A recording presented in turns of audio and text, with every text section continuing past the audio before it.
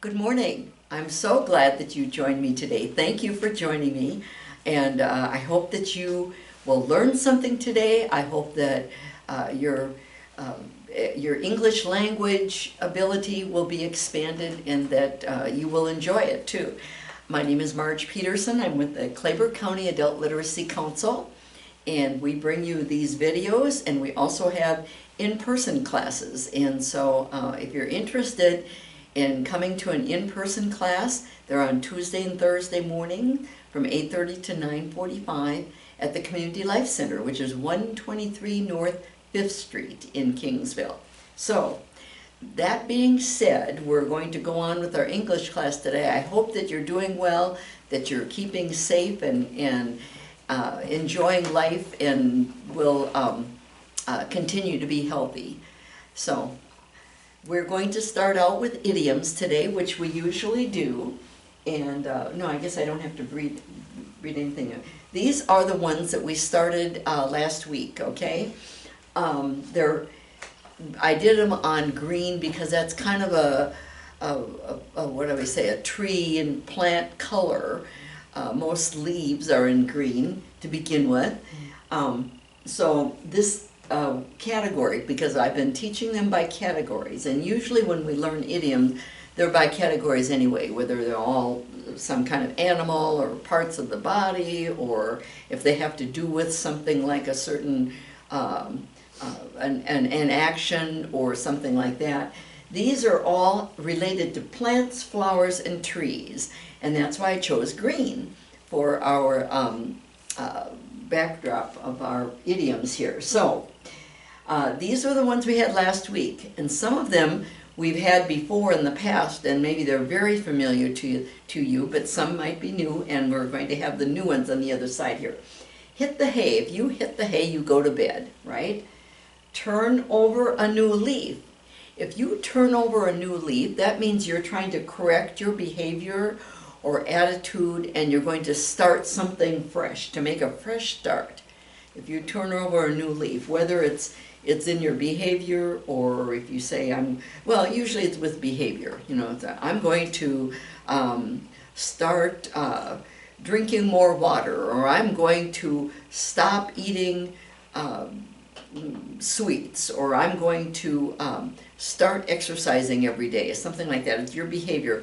Or you might be saying something like, I'm going to read more every day, or I'm going to write a letter to someone in my family every day, or something like that. It's usually it has to do with your behavior. It could have to do with your attitude, but usually it has to do with behavior. Barking up the wrong tree. If you are trying to solve a problem or find out something, if you bark up the wrong tree, that means that you're directing your attention or efforts to the wrong person or the thing, to have the wrong idea about someone.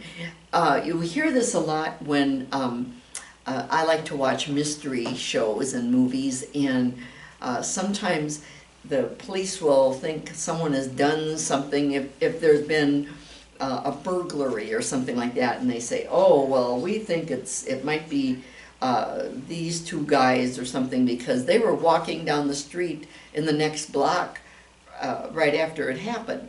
Well, maybe that was just a coincidence, and one of them might say, well, you're barking up the wrong tree, which means you're directing your attention or efforts to the wrong person or the wrong things. So that's where you hear. But it could also be if someone is trying to solve a problem, like who did this, and so you start investigating, and you think someone did it, and it's not that person, and you have the wrong idea about them. Okay, that's not true. Okay, beat around the bush. If you're going to ask a question to somebody, and you start out you avoid answering a question or saying something, asking the question. If you avoid saying it directly, if you start out just talking about something else, and you're beating around the bush. And to not beat around the bush is to say something directly, or to answer a question directly, or ask a question directly. Okay, to say something directly or clearly. We'll put it that way. Grassroots. that refers to ordinary people who, in any kind of group or organization, ordinary people make up the most of that organization. And so that's not true with every single organization, but it certainly is true with lots of them. So if you are in a grassroots, what do you say, a grassroots meeting, that means just ordinary people, and there's maybe not the president or the chairman or people that are very influential there. It might just be the people, the regular, normal people that make up that organization. So those all have to do with some kind of tree or plant or flower. Now we're going to go on, and there's not a lot of idioms in this category, so these are the only 10 that I've chosen for this category. Okay, to nip something in the bud. And we were talking about this earlier because not everybody has realized that it's nip something in the bud, okay? And a bud is, if you have a flower and before it opens up into a flower, that part is called a bud, okay? And if something gets cut off, if a bud of a flower gets cut off, it never opens up, okay? Remember that idea, because that's kind of the idea, to nip something in the bud, to stop an unacceptable situation early before it develops or becomes worse. So that if you think of the idea of a flower being a bud, it doesn't, if you cut it off, if you nip it, to nip something is to cut it, it never becomes a flower. It never opens up. It never becomes developed. So, and usually we talk about nipping something in the bud as something that's unacceptable. Because if something is acceptable, you want it to spread and that sort of thing. But if something is unacceptable, sometimes it's negative talk or gossip or something that's, or maybe some kind of behavior. And sometimes, sometimes that if bad things can spread, especially like, if it's, say, sometimes with children, if one says, well, I don't want to play that because it doesn't look fun. Other ones may say, well, I don't want to play that either.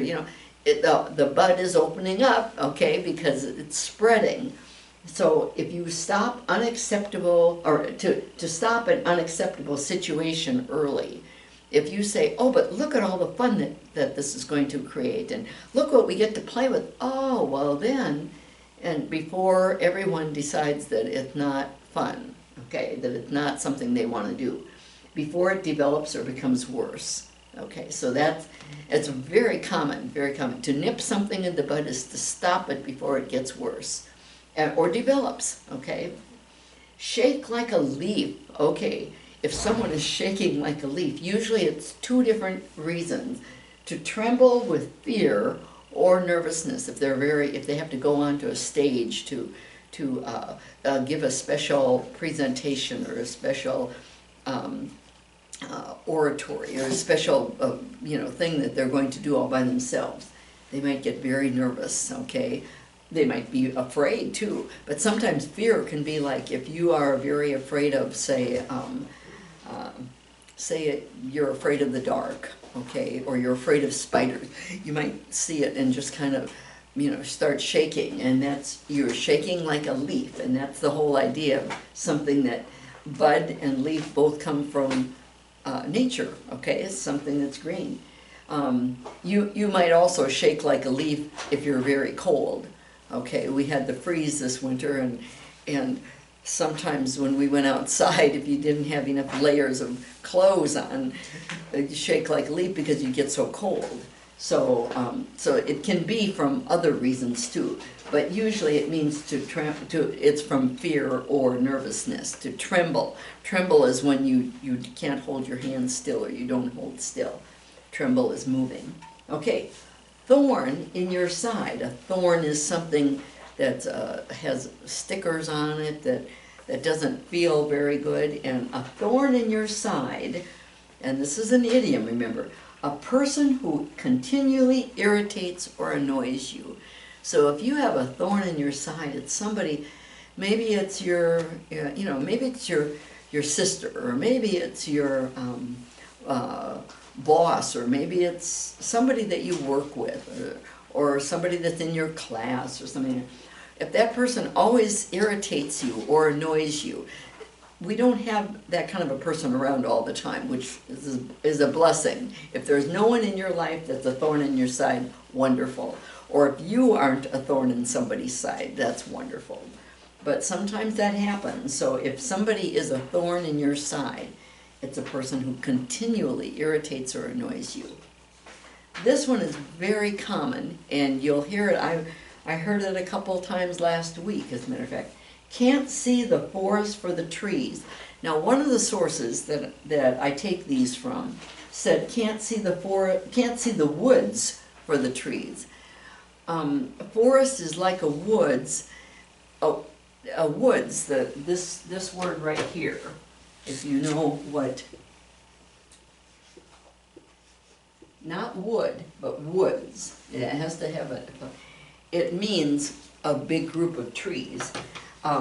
When I grew up on a farm in Minnesota, and we had a woods on the northwest part of most farms in Minnesota have woods on the northwest part of their property because most of the wind comes from the northwest in the winter. And so the cold winds, it's kind of a windbreak is what it is. And we used to call it woods. I wouldn't call it a forest because forest it has the idea that it's much thicker.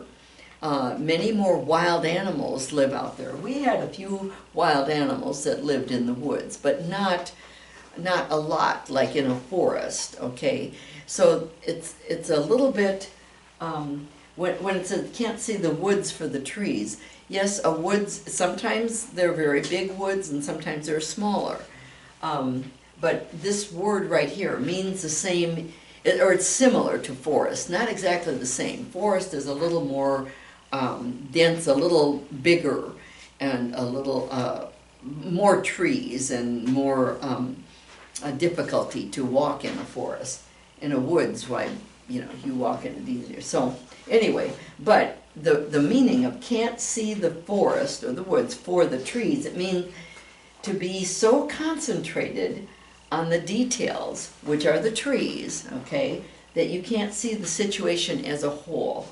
So the idea is that you could be looking at something, but there could be a whole group of, and this is, like I said, this is where it comes from. It's not the meaning of it, but it means that if there's a whole group of trees, of a forest of trees, but you're looking just at one or two of them, you might not notice the rest of all the expanse of trees. And that's the idea, is that if you're looking so much on the details on the trees that you can't see the forest, that you cannot see the situation as a whole.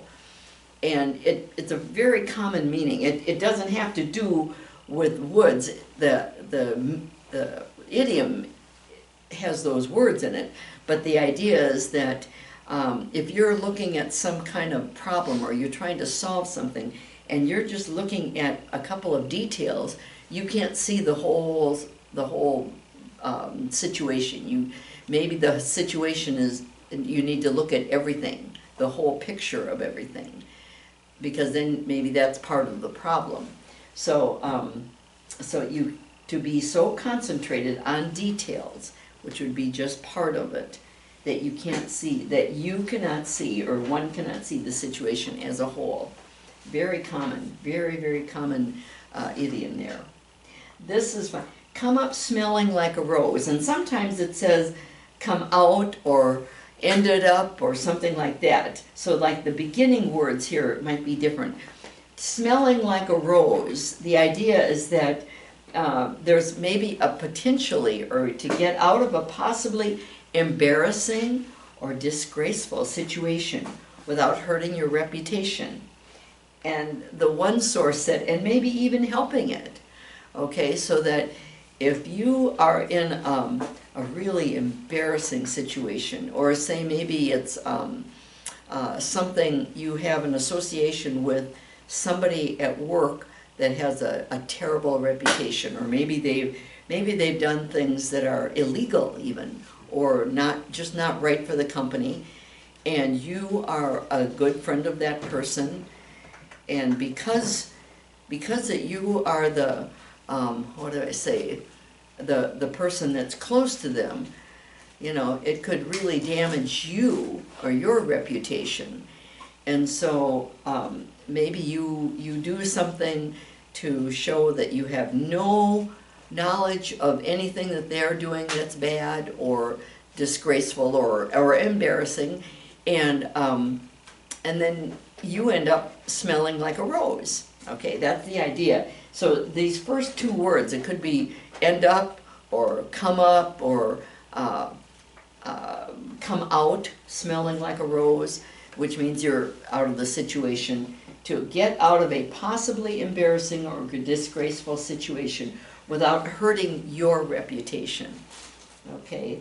And maybe even helping it, because maybe people will say, well, wow, that was really great that she wasn't involved in it with her friend and whatever they did or something like that. So anyway, if you come up smelling or come out smelling like a rose, that's a good thing. Okay, nip something in the bud, shake like a leaf, thorn in your side, can't see the forest for the trees, or come up or come out smelling like a rose. Those are the idioms that we have, and next time at the beginning I'm going to give you a little, kind of like a little quiz that will have some of all 10 of these. So I hope that you have written them down, that and that you will listen for them and use them if you can, you know, when you're talking to someone. I know that in my in our face-to-face class, somebody not always, but many times will use an idiom when, they have to create sentences or when we're talking about something. And it might be an idiom we had a long time ago, but they like to use them, and I'm so proud of students for practicing them because they're so common, and I don't want you to hear it sometime and think, what in the world does that mean?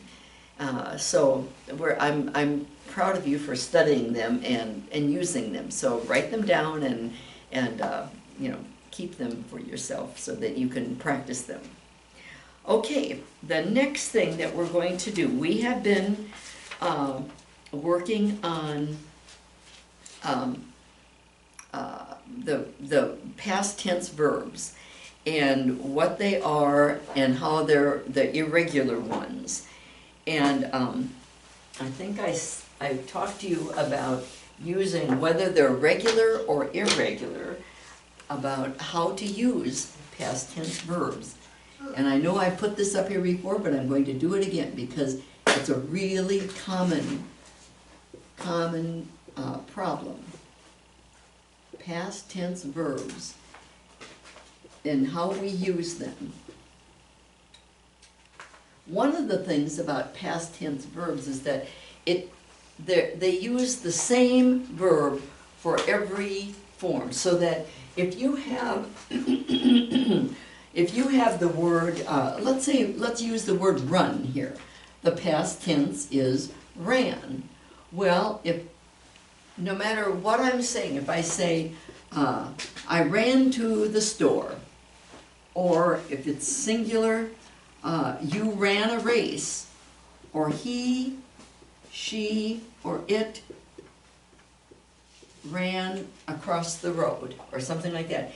No matter which kind of conjugation you do, the past tense verb stays the same. And that's really good because that's one part of English grammar that's easy, okay? So the plural is we. We ran several errands. Or this is you, plural, and I'll put it like that.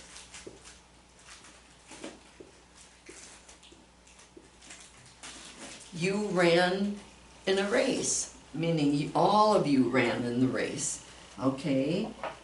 They ran in the race, okay? Or they ran to the store, meaning several people or a couple people. so that no matter what form, I mean, what pronoun you use with it, or nouns, whether it's singular or plural, whether it's first person, second person, or third person, it's the same past tense verb.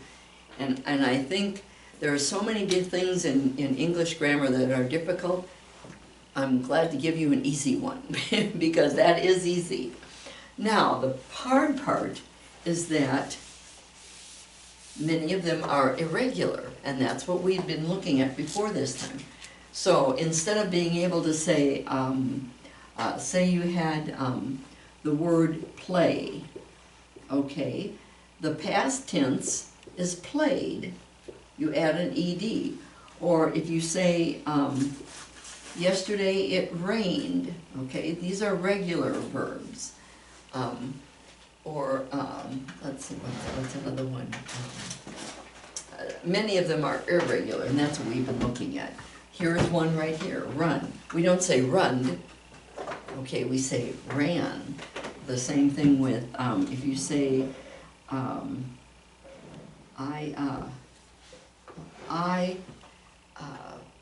I get to go to the movies. The past isn't getted, it's got, okay? There's so many of them, so many, and that's what we've been looking at. So what I'm going to show you right now is it doesn't matter whether it's a regular past tense verb or an irregular one. It does not matter, because you use these in the same, you will always use, I'm going to show you that whether it's affirmative or negative or a question, you will do the same thing with regular verbs or irregular ones. So that if you have, let's say we have the verb, let's make it an irregular one, okay? Let's have the verb buy. Do you remember what the past tense of it is? Bought. Yes, I hope you remembered that. Because we had 9 different sections, and bought was all the words that have an ought at the end. That was one section in itself.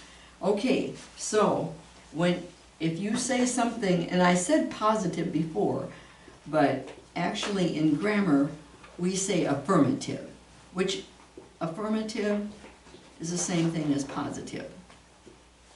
In grammar we say affirmative if you're talking about electricity or something like that, or battery charging or something. There's a positive and a negative. Okay, that's the opposite of negative. Affirmative is opposite of negative. Okay, so let's say you say, with the past tense now, we're going to look at past tense. Say, Jane bought a new dress. Okay? That's affirmative. Jane bought a new dress. But what if you want to say the negative? Okay? This is one kind. If you have a negative one, how would you say that? We'll use Jane. We'll use the same information, but you don't say not bought or didn't bought. Okay? You do say did or did not, because it's negative. But now we don't say bought, we say buy a new dress. And this is what we're practicing in class too.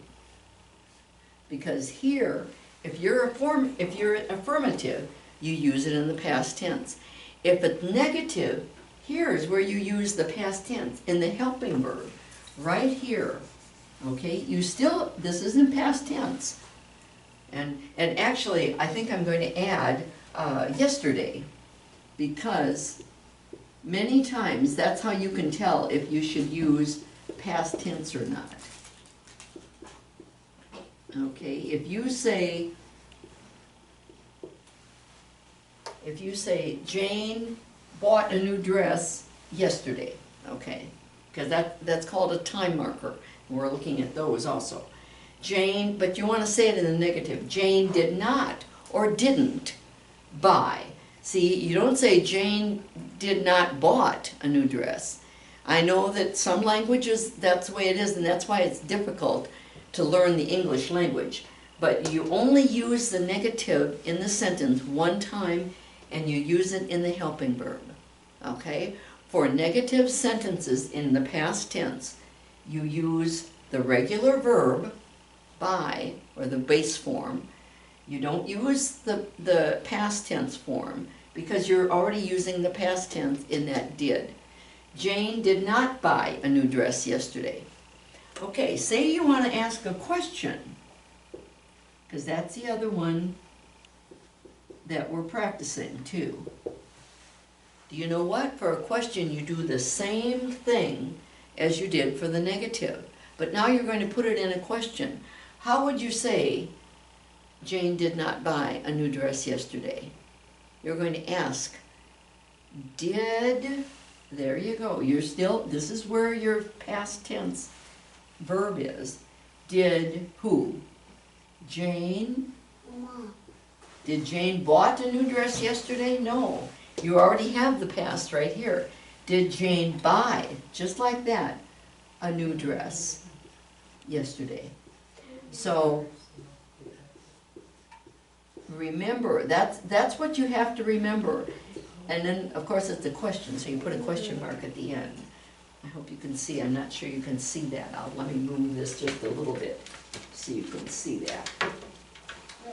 Because it's important to remember that the negative in the question, you don't use the past tense verb, you use the verb in the base form or the infinitive form, like the present form.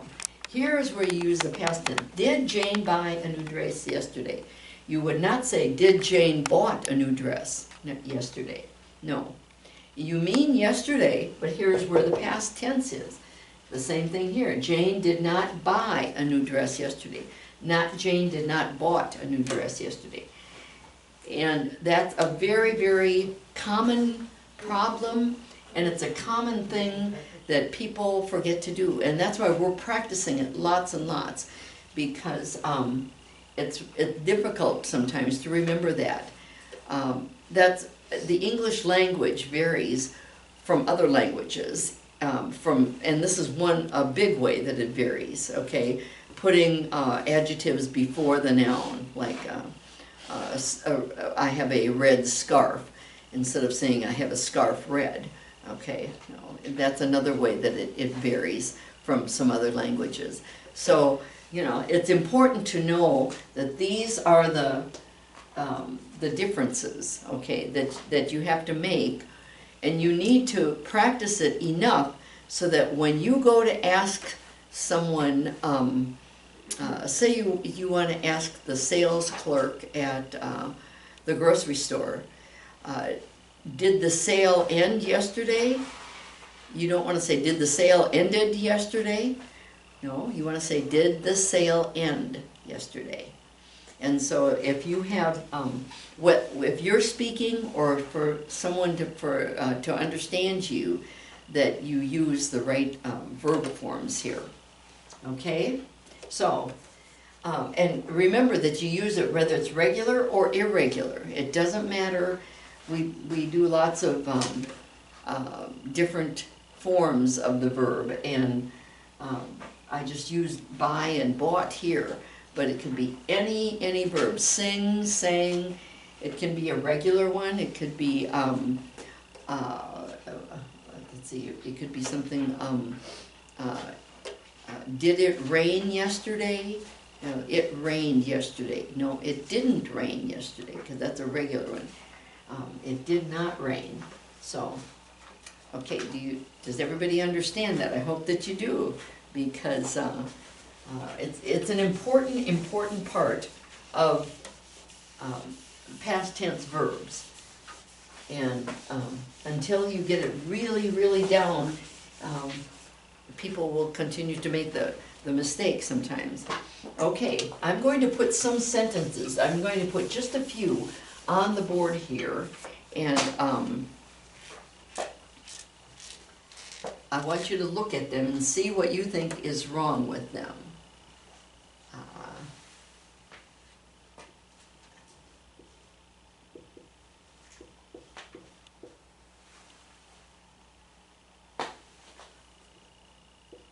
Did you all the homework?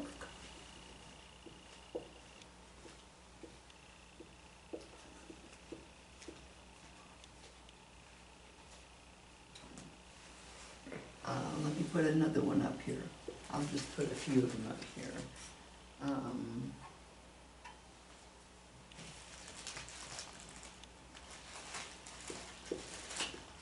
I'll put a couple of questions.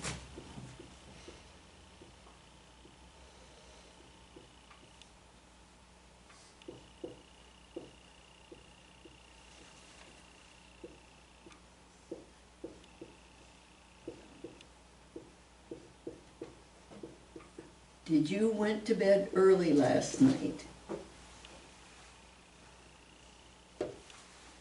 Here's another one.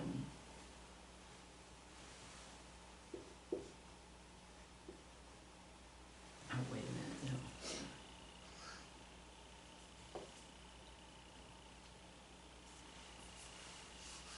Wait, no, I need to do another one here.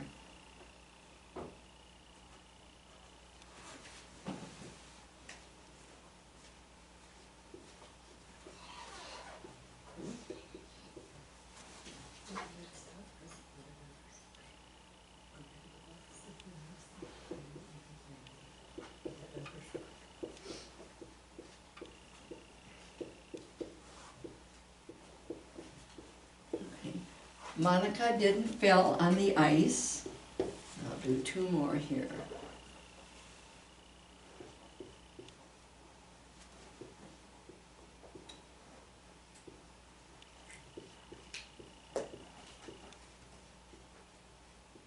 The camera braked. And the last one went around.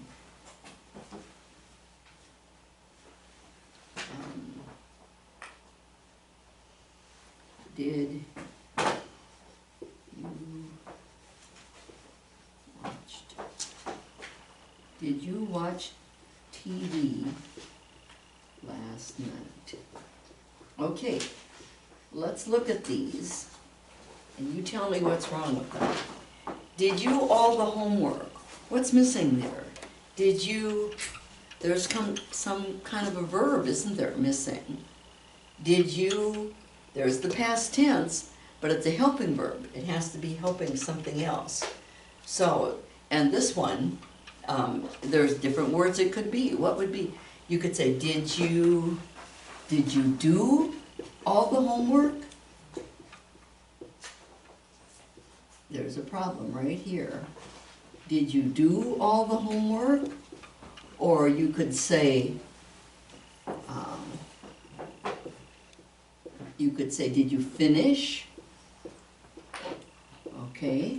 Did you finish all the homework? Or you could say, did you complete all the homework? You know, or did you fix all the homework? You could put any verb in here that makes sense. But here, it has to be in the present tense. Do, not did. Did you did all the homework? No, did you? Here's where the past tense is. Did you do all the homework? Okay. Let's read the next one. Did you went to bed early last night? This is a question, so did you, what should be changed? Did you